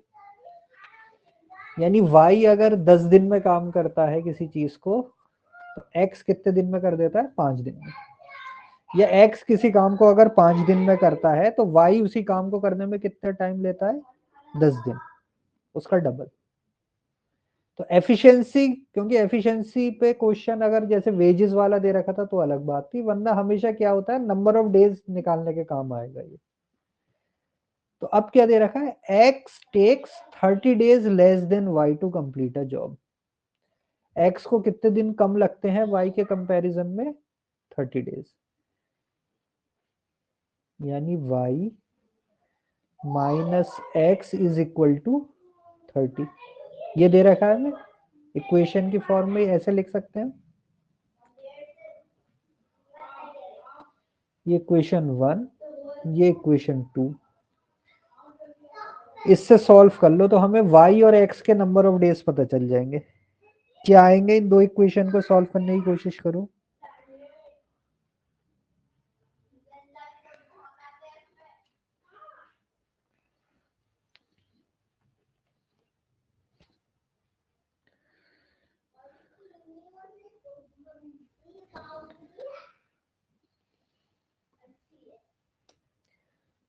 y को जितने दिन लगते हैं वो x के डबल है और दोनों का डिफरेंस, क्योंकि y को ज्यादा दिन लगते हैं तो नंबर ऑफ y बड़ा है, उसमें से x को माइनस कर रहे हैं तो 30 मिल रहा है हमें 30। तो क्या वैल्यू हो जाएगी इनकी? तो 60 किसकी वैल्यू आई 60? एन वाई या सर एन y एक्स? की वाई। सर n y और नंबर ऑफ डेज एक्स को कितने लग रहे हैं फिर? 30। फिर 30 ठीक है बिल्कुल, तो डिफरेंस भी 30 आ गया और डबल भी है उसके। यानी y को डेज लगते हैं 60 और x को लगते हैं, y को लगते हैं 60 डेज और x को लगते हैं 30 डेज किसी काम को करने में। तो बताओ अगर x एंड y टुगेदर दोनों मिलके काम करें तो कितने डेज लगेंगे? तो अभी हमने दो लोगों का सीधे फार्मूला पढ़ा था, क्या? x into y upon x plus y. Individual जो जो टाइम लगता है उन्हें उसकी मल्टीप्लाई अपॉन प्लस, यानी कि 30 इंटू 60 अपॉन 30 प्लस 60 इज 90।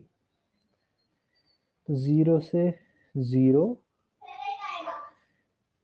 3 3 जा तो ये हो जाएगा 10 और 3 2 जा, कितना आ गया? 20 डेज। यानी दोनों मिलके अगर करेंगे तो कितने दिन में पूरा हो जाएगा? 20 डेज में। ठीक।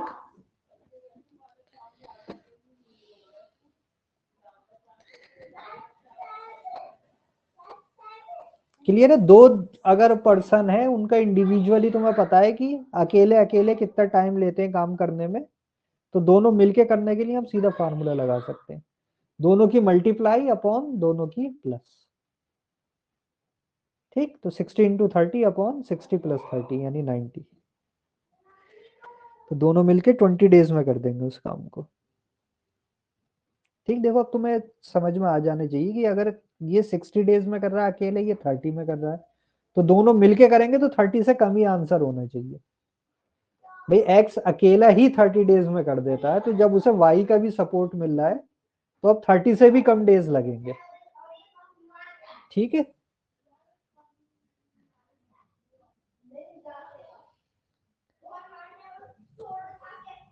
A and B together can complete a job in 12 days.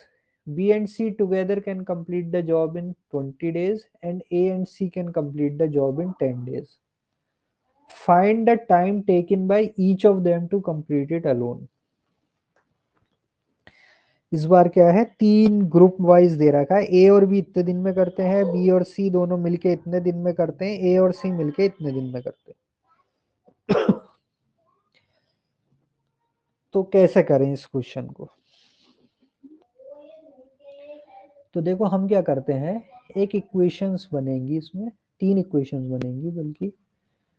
One day work निकालते हैं, देखो सबका वनडे वर्क। तो ए का वनडे वर्क कितना हो जाएगा? मान लो ए डेज में करता है अकेले, तो वनडे वर्क कितना हो जाएगा ए का? 1/a। बी का वनडे वर्क कितना हो जाएगा? 1/b। और ए और बी का मिलके वनडे वर्क कितना है? क्या दिया है क्वेश्चन में? 1/12 1/12। गुड। ए और बी मिलके 12 डेज में कर रहे हैं, तो वनडे वर्क कितना हो गया उनका? 1/12। This is our equation number 1। Equation number 2 ऐसी क्या बनेगी बी और सी के लिए? तो 1/b plus 1/c is equal to 1/20। Good. और लास्ट इक्वेशन क्या बनेगी? 1/c plus 1/a is equal to 1/10। Equation number 3। देखो ये मैंने पीछे भी किसी चैप्टर में ऐसी इक्वेशन आई थी, तो ये ऐसी इक्वेशन बार बार आएंगी, कहीं ना कहीं तुम्हारे मिलती रहेंगी। तो क्या मेथड था इनको सॉल्व करने का? कोई बताएगा ऐसी इक्वेशन को सॉल्व करने का क्या मेथड है? ये तो खैर 1/n है, वरना अगर ऐसी भी कहीं इक्वेशन तुम्हें मिलेगी, a प्लस बी मान लो 20, b plus c is 15, c plus a is 10, तो कैसे सॉल्व करते हैं ऐसी इक्वेशंस को? क्या था प्रोसीजर, याद है किसी को? ऐसी आएंगी बार बार, ये साइक्लिक इक्वेशन कहलाती, हर चैप्टर में कहीं ना कहीं मिल जाएंगे तुम्हें। क्या है इनको सॉल्व करने का सबसे सही तरीका, क्या है?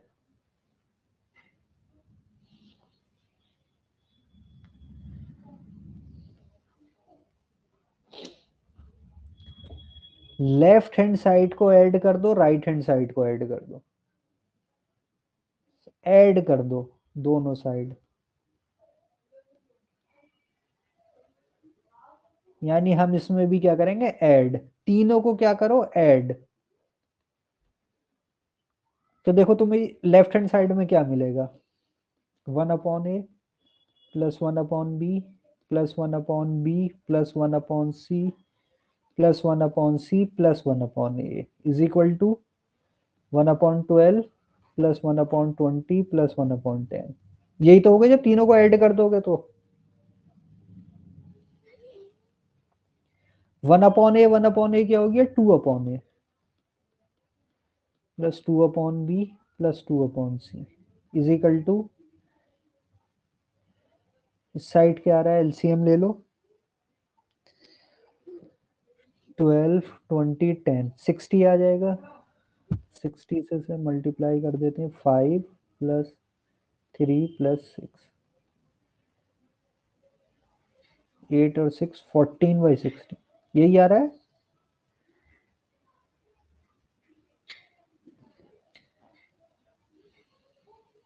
टू से इसे काट देते हैं, हो गया 30, हो गया 7, तो 7/30। अब ये देखो 2 यहाँ कॉमन होके इधर नीचे आ जाएगा, तो हमें इक्वेशन मिल जाएगी final, 1/a plus 1/b plus 1/c is equal to 7/60। ये आ जाएगी इक्वेशन।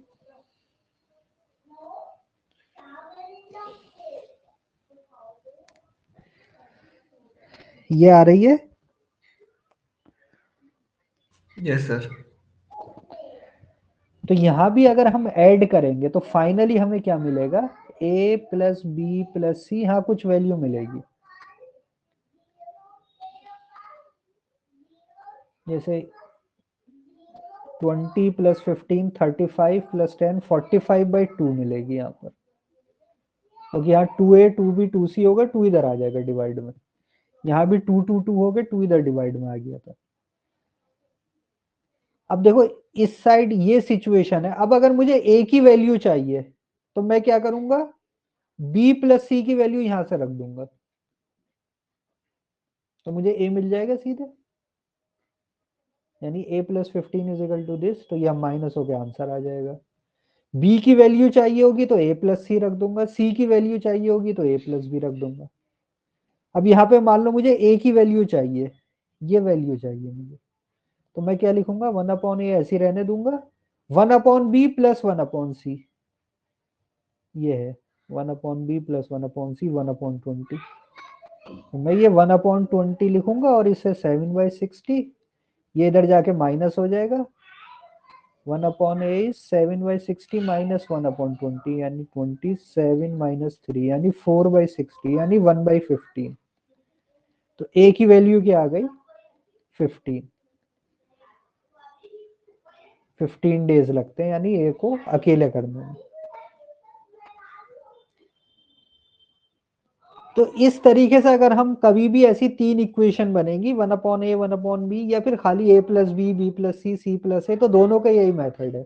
आप क्या करोगे, डायरेक्ट इन्हें ऐड कर दो, ऐड करके एक equation a plus B plus C की फॉर्म में आ जाएगी, उसमें वैल्यूज रख दो, तुम्हें मिल जाएगा आंसर। समझ गए वर्किंग?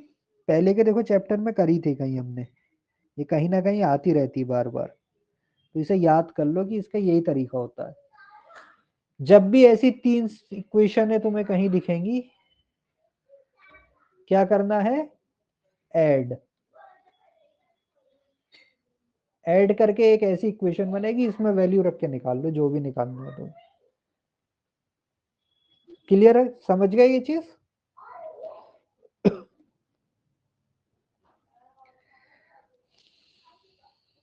ठीक,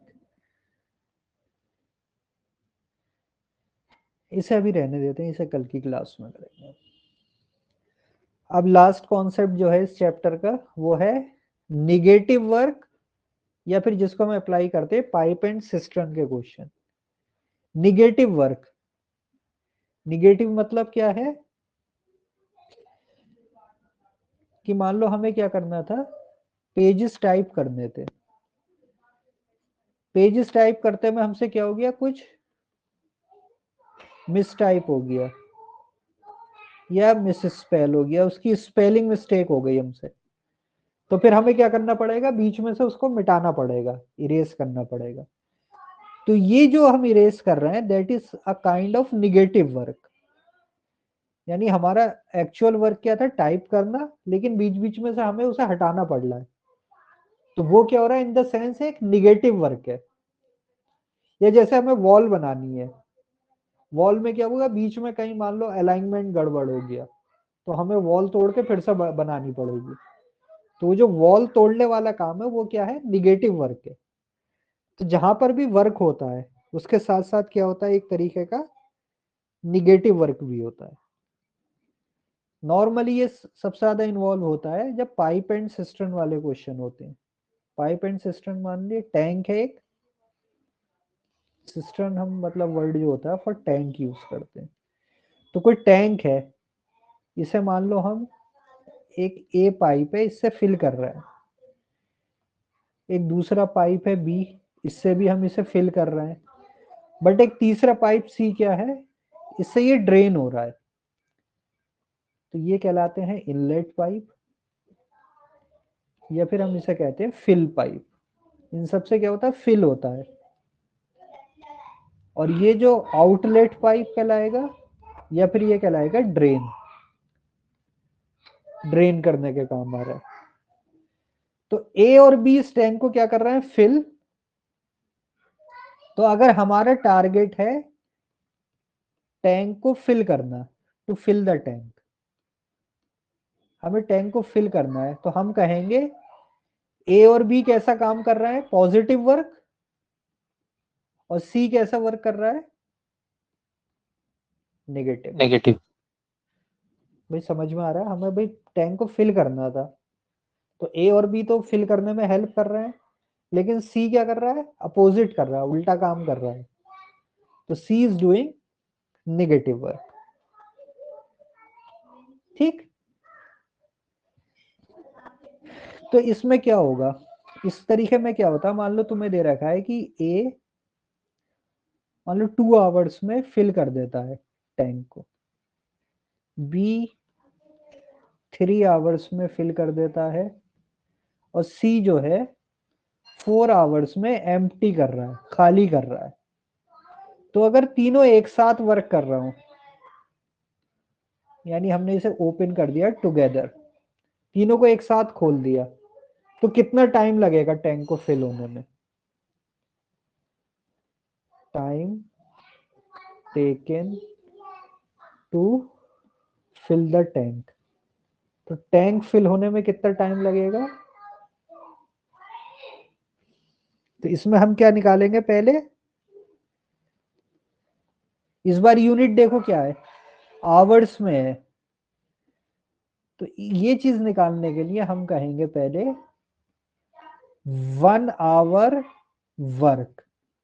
हम 1 आवर वर्क निकालेंगे, तो ए कितना करेगा 1 आवर में वर्क, भाई टैंक को वो 2 आवर्स में फिल कर देता है, तो 1 आवर में कितना फिल कर रहा होगा,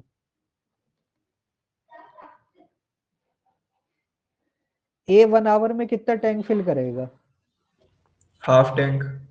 हाफ टैंक 1/2। बी 3 आवर्स में पूरा टैंक फिल कर देता है, तो 1 आवर में कितना करेगा, 1/3, 1/3 टैंक फिल कर देगा। सी 4 आवर्स में खाली कर देता है पूरा टैंक, तो 1 आवर में कितना खाली कर देगा, 1/4। 1/4।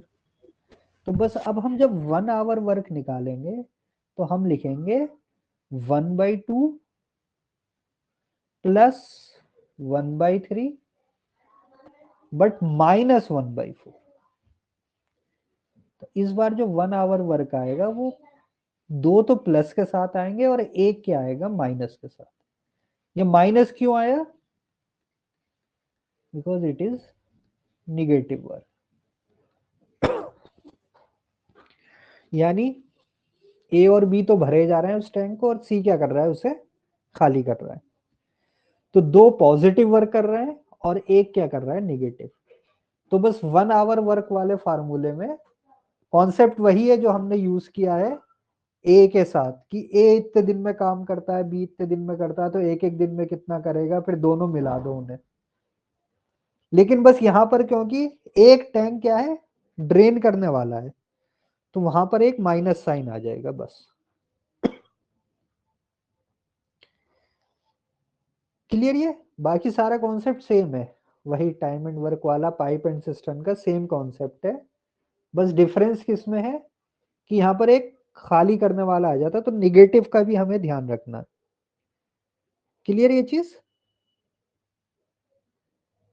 Yes sir.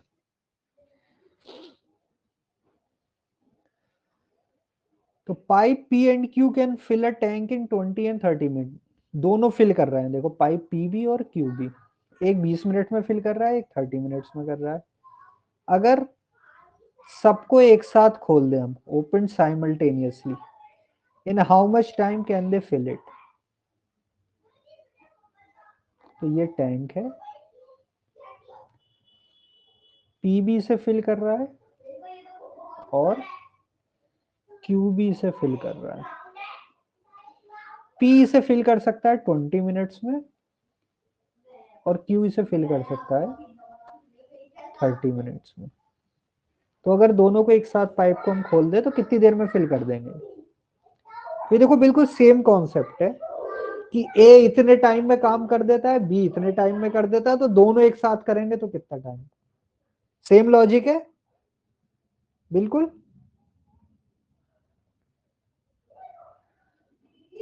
सेम है ना, देखो अलग तो नहीं लग रहा कुछ, बिल्कुल सेम लॉजिक है। तो एक तरीका क्या है, इसमें देखो यूनिट क्या है, मिनट, तो हम निकाल लेते हैं 1 मिनट वर्क। 1 मिनट वर्क निकाल लेते हैं। तो पी 20 मिनट में टैंक फिल करता है, तो 1 मिनट में कितना कर देगा पी? 1/20। 20 मिनट में टैंक पूरा फिल कर देता है, तो 1 मिनट में कितना फिल कर देगा टैंक? 1/20। क्यू कितना कर देगा? 1/30। तो P प्लस क्यू, देखो अभी 1 मिनट वर्क की बात कर रहा हूँ, 1 मिनट वर्क कितना हो जाएगा दोनों का, दोनों को ऐड कर दो, तो ये हो गया 60। 3 + 2 5/60, यानी कि 1/12। दोनों मिलके 1 मिनट में कितना टैंक फिल कर देते हैं? 1 मिनट में कितना फिल कर देते हैं टैंक? 1/12। आ रहा है 1/12? Yes sir. तो P और P प्लस Q को कितना टाइम लगेगा to fill the tank?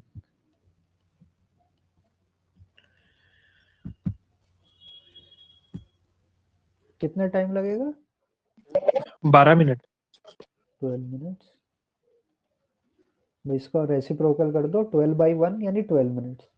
1 minute में अगर 1/12 टैंक फिल हो रहा है, तो 2 मिनट में 2/12 होगा, 3 में 3/12 होगा, 4 में 4/12 होगा, 5 में 5/12 होगा। 12 मिनट में 12/12 यानी पूरा टैंक फिल हो जाएगा।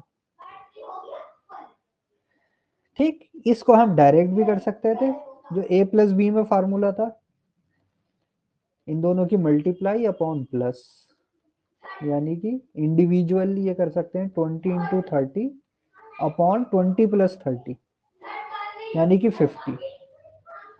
0 से 0, 5 से 4, 4 3 जा 12।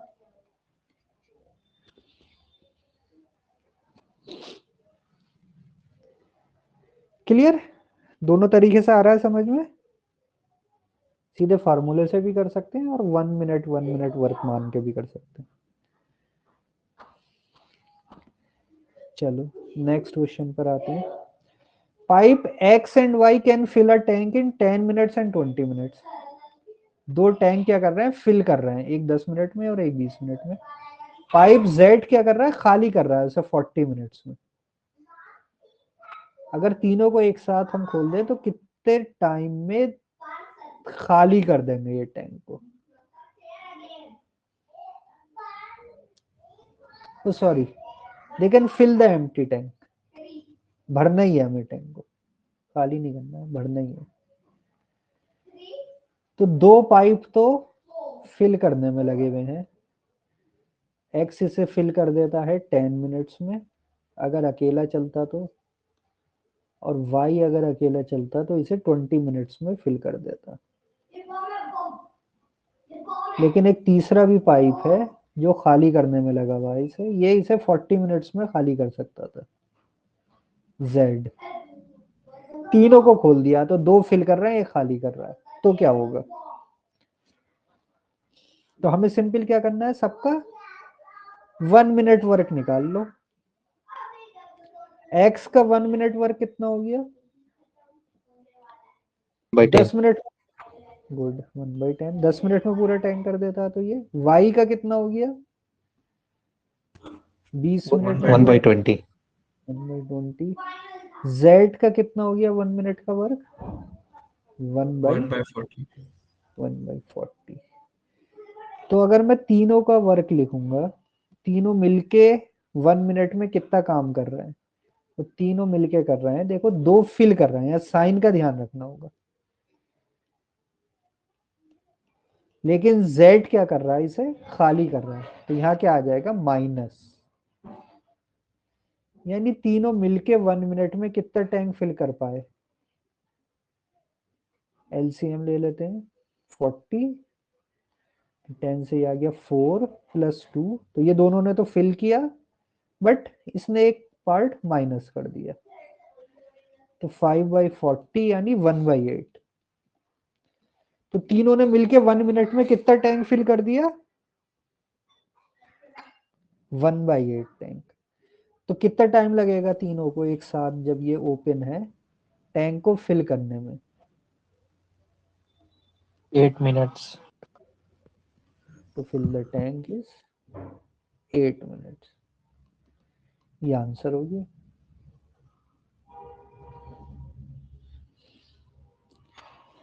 क्लियर?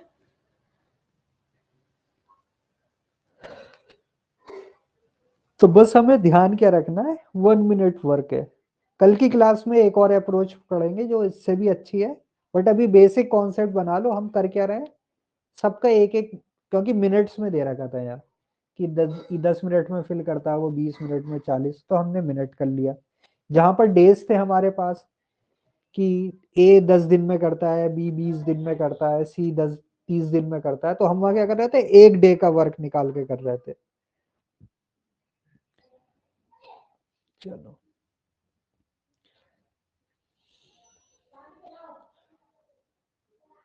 लास्ट क्वेश्चन है आज की क्लास का हमारा। A tank has a leak at its bottom which empties it at 6 litre पर मिनट। एक टैंक है, उसमें क्या है, एक लीक हो गया है। तो लीक को हम क्या कर रहे हैं, एक मान लेते हैं कि एक पाइप है जिसकी वजह से क्या हो रहा है, ड्रेन हो रहा है, बाहर की तरफ जा रहा है। हम इसे मान लेते हैं क्यू पाइप है जो इस लीक या ड्रेन को रिप्रेजेंट कर रहा है। तो अब की बार देखो क्या दे रखा है, ये क्या दे रखा है, 6 लीटर पर मिनट क्या है? यूनिट से देखो कुछ समझने की कोशिश करो, 6 लीटर पर मिनट क्या चीज दे रखी है? 1 मिनट में कितना काम हो रहा है? हाँ, 1 मिनट में कितना पानी बाहर जा रहा है, मतलब ये एक तरीके से इसमें से जो पाइप में से पानी फ्लो हो रहा है उसकी स्पीड है ये। इट इज गिवन 6 लीटर पर मिनट। यानी 1 मिनट के अंदर 6 लीटर पानी बाहर निकल जाता है इससे। तो यानी वाटर का फ्लो दे रखा है हमें एक तरीके से। It also has a filling tap, एक इसमें फिलिंग टैप भी है, पी मान लेते हैं इसे, which can fill the tank in 6 hour. इसमें वही नॉर्मल हमें दे रखा है कि ये क्या कर सकता है, 6 आवर्स में पूरा टैंक फिल कर सकता है। अगर ये लीक ना होता तो, जब लीक है तो क्या हो रहा है, टैंक कितनी देर में फिल हो रहा है, 18 आवर्स। तो बताओ इस टैंक की कैपेसिटी कितनी है। इस बार कैपेसिटी पूछी है तुमसे, तो कैसे हम क्या डेटा को कैसे रिलेट करने की कोशिश करें, ये देखो।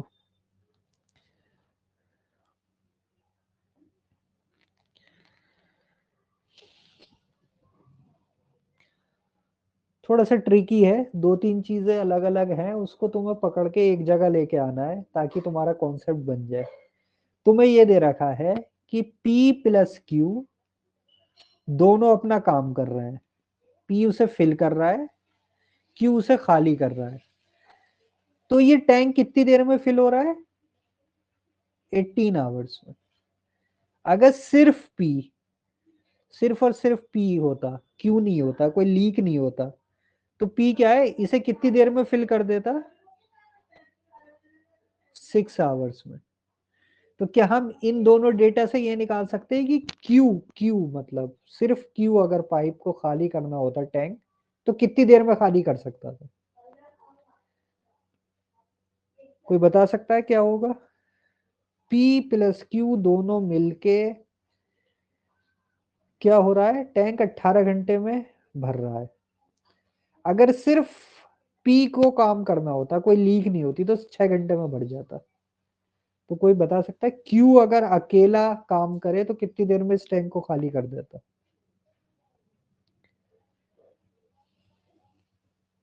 Q की वैल्यू कोई बता सकता है।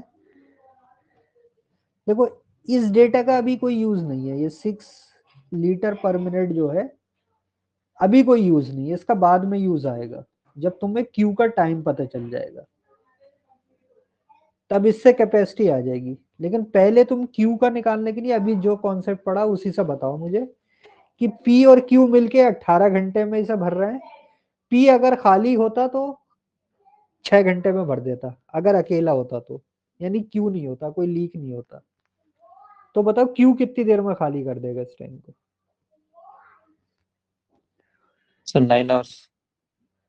9 आवर्स, गुड। Q इसे खाली कर देगा 9 आवर्स में। पहले तो ये बताओ सबका आ रहा है या नहीं 9 आवर्स। देखो हम फार्मूले से भी कर सकते हैं और उससे भी, बट फार्मूले में थोड़ा ध्यान रखना है कि इस बार P क्या है, फिलिंग पाइप है, और Q का काम क्या है, इसको ड्रेन करना है। यानी अगर हम 1 आवर वर्क लें, 1 आवर वर्क, तो P का 1 आवर वर्क कितना है हमें दे रखा है। P का 1 आवर वर्क है 1/6। Q का हमें नहीं पता, Q का हम मान लेते हैं 1/Q, और P प्लस Q दोनों का मिलके 1 आवर वर्क कितना है, 1/18।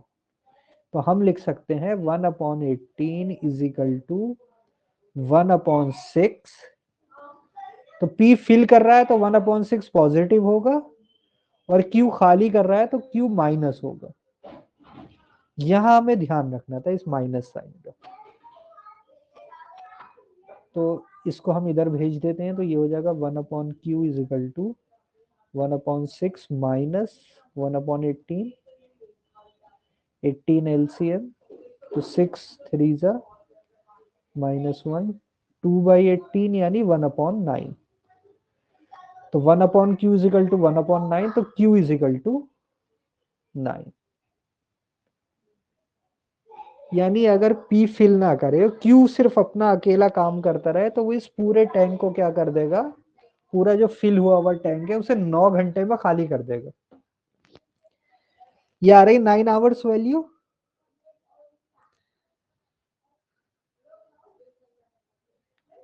सबकी आ रही 9 आवर्स?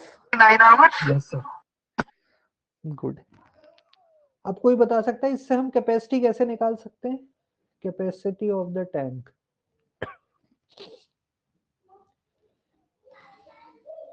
देखो Q को खाली करने में कितना टाइम लग रहा है? 9 आवर्स। और Q के ये जो पाइप है इसमें से जो वाटर फ्लो हो रहा है वो किस रेट से हो रहा है? 6 लीटर पर मिनट। यानी हर मिनट में कितने लीटर पानी बाहर निकल रहा है? 6 लीटर। तो 9 आवर्स जब Q काम करेगा तो कितने लीटर पानी निकल चुका होगा? यानी वो जो पानी निकला होगा वो उस टैंक की क्या थी? कैपेसिटी थी, क्योंकि पूरा टैंक खाली कर देता है ना वो 9 घंटे में। यानी कैपेसिटी ऑफ टैंक था, it is equal to, water flow हो रहा है 6 लीटर पर मिनट इंटू 9 आवर्स। तो 9 आवर्स को भी मैं चेंज कर लेता हूँ, 9 इंटू 60 मिनट्स। मिनट से मिनट कैंसिल, ये आ गया 9, 6 6 36, 36 9 360 में से 36 माइनस कर दो, 4 24, 324 और एक 0 लीटर। यानी इस पूरे टैंक की कैपेसिटी थी 3240 लीटर। This is answer.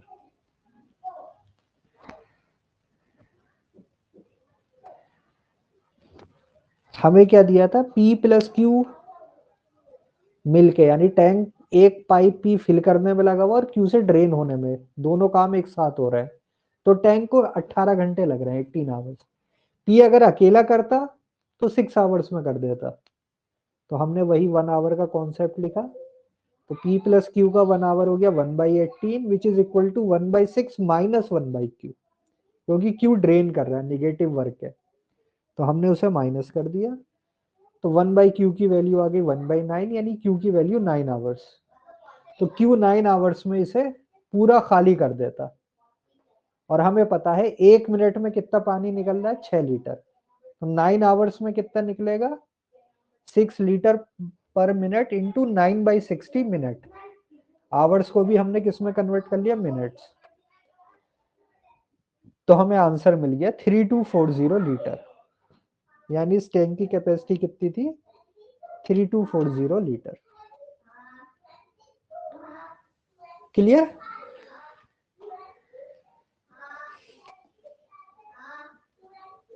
तो ये हमारा पूरे चैप्टर के सारे कॉन्सेप्ट हैं, जितने भी थे यही सब है। कल हम इसमें एक अलग मेथड पढ़ेंगे, that is called as LCM method. तो उससे ये क्वेश्चन और जल्दी हमारे सॉल्व हो जाएंगे, लेकिन बेसिक कॉन्सेप्ट तुम्हें समझना जरूरी है। तो टाइम एंड वर्क में वर्क को हम 1 यूनिट लेंगे, पर डे वर्क निकालना है तो अपॉन में कर देते हैं। जैसे 5 डेज है तो 1 डे वर्क उसका 1/5, यानी हम ये मानते हैं हर दिन में वो सेम काम करेगा। तो 1/5 1/5 1/5 1/5 मिलके 100 हो जाएंगे। और वर्क को मेजर करने के लिए हमने यूनिट बना दी मैन डेज।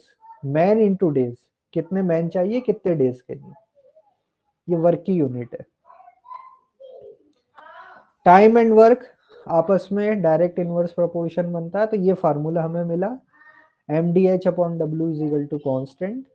तो इससे man days hours upon work को हम रिलेट कर सकते हैं। इसी के बेस पे ये छोटे छोटे क्वेश्चन किए थे हमने कि 15 मैन को 60 डेज तो 45 मैन। तो ये ध्यान रखना, मैन और डेज आपस में इनवर्स रिलेशन है। मैन्स बढ़ेंगे तो डेज कम होंगे, मैन कम होंगे तो डेज बढ़ेंगे। सब उसी फार्मूले से डायरेक्ट आ गए। वर्क भी यहाँ पर डबल हो गया था तो उसी हिसाब से हमने रख दिया था फार्मूला में। ये अच्छा क्वेश्चन था। कॉन्ट्रैक्टर है तो हमने जब वर्क कंप्लीट हुआ तो मैन डेज निकाल लिए कि 20 मैन 10 डेज में कर रहे थे तो 200, और 35 मैन 20 डेज तो ये 700, यानी 900 मैन डेज का वर्क था ये। तो अगर इसे 20 ही लोग करेंगे तो 45 डेज लग जाएंगे। दूसरा एफिशिएंसी का कॉन्सेप्ट आता है इसमें कि कभी कभी एफिशिएंसी अलग अलग दी होती तो एफिशिएंसी हमें पता चल जाती है, नंबर ऑफ डेज से हम उसे रिलेट कर लेते हैं। जिसको कम डेज लग रहा है उसकी ज्यादा एफिशिएंसी, जिसको ज्यादा डेज लग रहे हैं उसकी कम एफिशिएंसी। तो ये क्वेश्चन था कि भाई अलग अलग अगर एफिशिएंसी है तो अगर वेजेस तुम्हें टोटल वेजेस दे रखी है तो शेयर निकालने के लिए एफिशिएंसी का रेशो उनका वन डे वर्क, उसको सेम किया फ्रैक्शन में, फिर आंसर। कभी कभी ऐसी सिचुएशन आएगी, कल और करेंगे हम ऐसे क्वेश्चन 6 मैन एंड 8 वुमेन इस तरीके के क्वेश्चन। तो यहाँ सीधे डेटा आसान था क्योंकि मैन और वुमेन दोनों मिलके हाफ थे टोटल के, तो नंबर ऑफ डेज डबल हो जाते। अगर यही 12 मैन 16 वुमेन होता यानी डबल होती कैपेसिटी वर्किंग, तो number of days required half रह जाते। फिर हमारा वन डे वर्क आया, जब मिलके काम करेंगे, ए प्लस बी दोनों का अलग अलग दे रखा है, तो जाहिर सी बात है कि जो भी इनमें से कम डेज थे, जैसे ए 5 दिन में, बी 6 डेज में, तो अब जो आंसर आएगा वो छोटे नंबर से भी कम आएगा, क्योंकि ए अकेला उसे 5 दिन में कर सकता है, तो बी उसके साथ मिलके 5 से भी कम दिन में करेगा। तो इसके लिए वन डे वर्क को ऐसे कर सकते हैं ऐड, या फिर दो के लिए डायरेक्ट फार्मूला भी है कि a into b upon a plus b, direct ऐसे निकाल सकते हैं। जैसे यहाँ पर a और b 10 और 12 डेज में कर रहे थे, तो हम सीधे लिख सकते हैं 10 इंटू 12 अपॉन 10 प्लस 12। ये वैसे ही क्वेश्चन यहाँ पर एफिशिएंसी का कुछ आया था, x is twice as fast, तो नंबर ऑफ डेज, जो फास्ट है उसको हाफ डेज लगेंगे और जो स्लो है उसको यानी डबल डेज लग रहे थे। बाकी फिर सॉल्व कर लिया हमने। ये इस तरीके की सिचुएशन जहां भी आएगी, बहुत जगह आता है, साइक्लिक इक्वेशन होती है तो तीनों को क्या कर देते हैं ऐड, और उसके बाद वैल्यू पुट करके निकाल लेते हैं। ये कल की क्लास में। फिर लास्ट टॉपिक था negative work, pipe and cistern या पाइप एंड टैंक्स। तो इसमें एक निगेटिव वर्क भी आ जाता है, वो निगेटिव वर्क हम किसको अलॉट करेंगे, जो कि ड्रेन कर रहा होता है, क्योंकि नॉर्मली क्वेश्चन में क्या होता है, हमारा काम टैंक को फिल करना होता है, तो ड्रेन हमारा जो हो जाता है वो निगेटिव हो जाता है। लेकिन कभी कभी क्वेश्चन में ऐसा भी हो सकता है कि टैंक को खाली करना है हमें, कि time required to empty the tank, तो थोड़ा वहां ध्यान रखना। अगर टारगेट हमारा टैंक को खाली करना है तो जो खाली कर रहा होगा वो पॉजिटिव वर्क हो जाएगा, और जो इनलेट है, जो फिल कर रहा है, उसका निगेटिव हो जाएगा। तो ये कल के हम क्लास में करेंगे ऐसे क्वेश्चन। तो अभी हम निगेटिव वर्क, क्योंकि हम नॉर्मली फिल द टैंक होता है टारगेट, तो जो ड्रेन कर रहा होता है वो हमारा निगेटिव वर्क हो जाता है। तो करते उसी कॉन्सेप्ट से, बस निगेटिव वर्क में प्लस की जगह साइन के लगा देते हैं माइनस। तो 1 आवर वर्क ऐसे निकालते हैं और उसके हिसाब से हम टोटल बता सकते हैं टाइम। तो ये दो पाइप फिल कर रहे थे 20 और 30, तो बिल्कुल हम फार्मूले से डायरेक्ट कर सकते थे जैसे ए और बी का कर रहे थे, तो हमें टाइम मिल जाता। यहाँ पर दो फिल कर रहे हैं, एक एम्प्टी कर रहा है, और हमारा टारगेट है फिल द टैंक। तो फिल द टैंक की वजह से ये ड्रेन करने वाला माइनस, उसके हिसाब से हमने निकाल लिया। ये थोड़ा अलग क्वेश्चन था, इसमें कैपेसिटी भी पूछी थी। तो कैपेसिटी के लिए हम हमेशा जब भी पूछा जाएगा ऐसा, तो जहां पर भी ये फ्लो रेट दे रखा होगा, लीटर पर मिनट या जो भी दे रखा होगा, उसका टाइम निकाल लेंगे और टाइम के साथ उसको मल्टीप्लाई, सेम यूनिट बना के। 6 लीटर पर मिनट था, टाइम आया 9 आवर्स, तो 9 आवर्स को हमने मिनट बना के मल्टीप्लाई कर दिया। सो ये हमें कैपेसिटी मिल गई।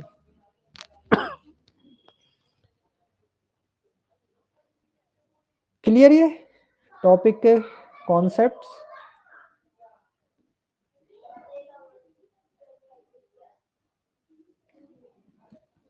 ठीक है। Hello, yes sir. Yes sir. ठीक है, एलसीएम शॉर्टकट से करने के मेथड देखो, शॉर्टकट तभी ज्यादा सही रहता है जब तुम्हें बेसिक कॉन्सेप्ट पता हो। इन केस अगर एग्जाम में कहीं फंस गए तो अपने बेसिक मेथड से तो कर ही सकते हैं। तो बेसिक मेथड सबका इन क्वेश्चन में वही 1 डे वर्क 1 आवर वर्क यही होता है,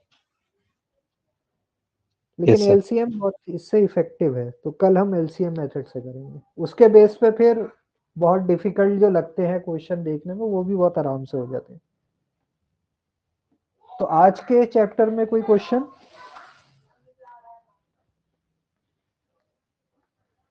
कोई नहीं, क्लास एंड करें फिर। Okay, sir. Jazakallah, sir. Okay. खुदा हाफिज अल्लाह थैंक यू हाफिज। सर, खुदा हाफिज।